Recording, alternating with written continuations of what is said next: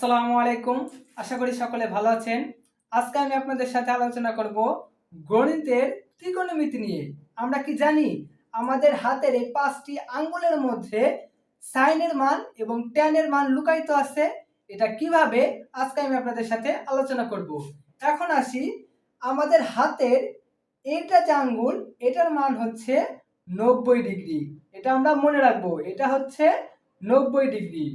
এই আঙ্গুলটা হচ্ছে 60 ডিগ্রি, এই আঙ্গুলটা হচ্ছে 45 ডিগ্রি, এই আঙ্গুলটা হচ্ছে 30 ডিগ্রি এবং এই আঙ্গুলটা হচ্ছে 0 ডিগ্রি। আবার দেখি, এটা হচ্ছে 90 ডিগ্রি, এই আঙ্গুলটা হচ্ছে 60 ডিগ্রি, এই আঙ্গুলটা হচ্ছে 45 ডিগ্রি এবং এই আঙ্গুলটা হচ্ছে 30 ডিগ্রি।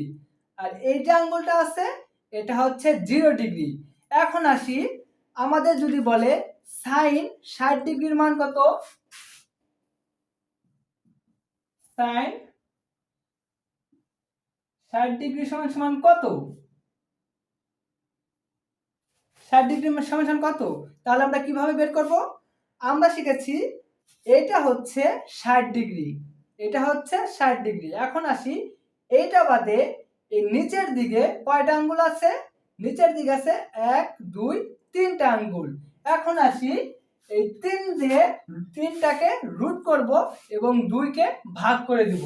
তাহলে রুট 3 ভাগ 2 হয়ে গেল সাইনের মান।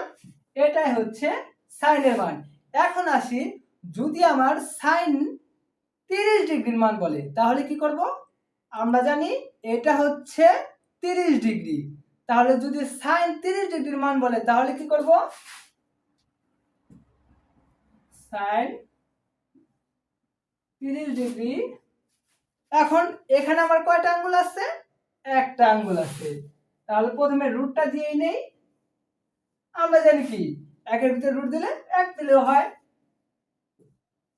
এটা হচ্ছে সাইন 30 ডিগ্রির মান। বুঝতে পারছি ইনশাআল্লাহ?